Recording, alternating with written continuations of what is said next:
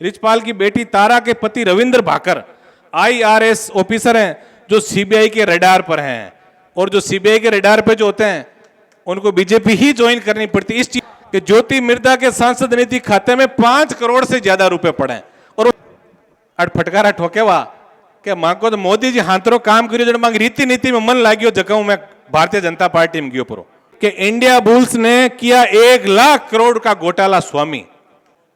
जो कल यहाँ नामांकन का कार्यक्रम चल रहा था भारतीय जनता पार्टी का, और उसके अंदर मैं थोड़ा हमेशा एक आंकड़ों की बात करने वाला व्यक्ति हूं।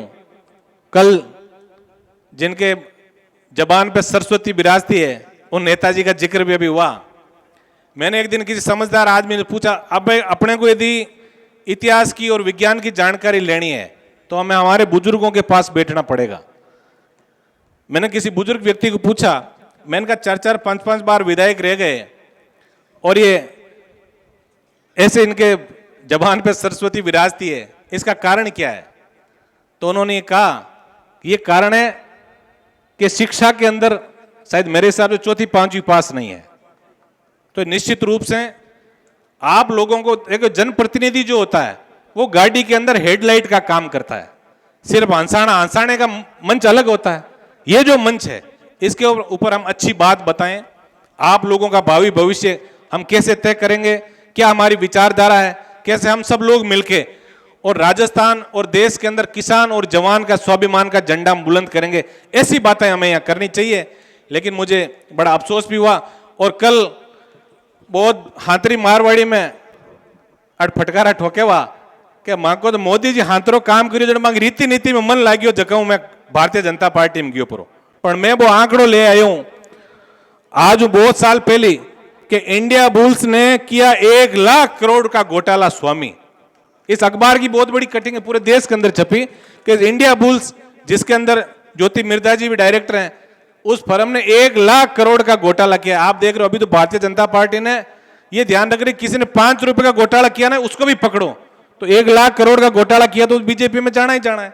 और दूसरा, जिस दिन इन लोगों ने बीजेपी के अंदर एंट्री की, देश के प्रमुख अखबारों ने छापा कि रिचपाल वे पुत्र विजयपाल, लालचंद व रिचपाल समधी है।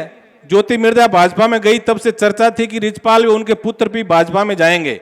विधानसभा चुनाव हारने के बाद से रिचपाल कांग्रेस से खफा भी थे।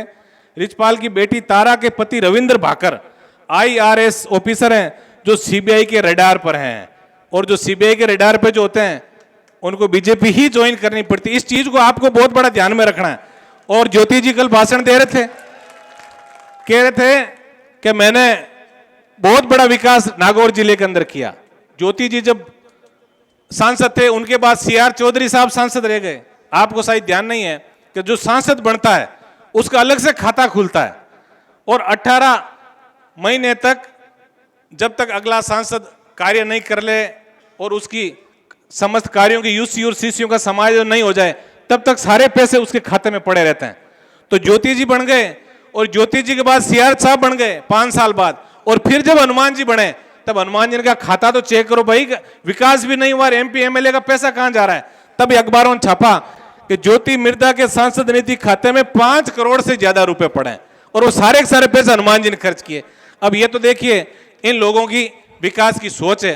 मैं तो इतना ही निवेदन करूंगा आपसे, किसान का बेटा हूं और झूठी बातें मेरे को आती नहीं है, और किसान के बेटे सारे आज अग्रिम पंक्ति में बैठे हैं। ये कहीं ना कहीं आज कांग्रेस और हमारे क्षेत्रीय दल राष्ट्रीय लोकतांत्रिक पार्टी की रीति नीति हो सकती है कि समाज के अंतिम छोर में बैठे व्यक्ति को अग्रिम पंक्ति के अंदर बिठाएं। अभी आपने कल परसों देखा होगा, कानून मंत्री हमारे जोगाराम जी पटेल का बहुत बड़ा वक्तव्य छपा, उनको भजन लाल जी से मिलने नहीं दिया। तो उन्होंने कहा कि जिनके हाथ में 1 लाख की थैली नहीं है उनको किसी को मुख्यमंत्री से मिलने की इजाजत नहीं है। देखिए कितनी बड़ी शर्म की बात हमारे सबके लिए। मैं तो इतना ही निवेदन आप सबसे करूंगा कि आप सबके हक और अधिकार के लिए रात और दिन जाग के हनुमान बेनीवाल ने आपके लिए संघर्ष किया।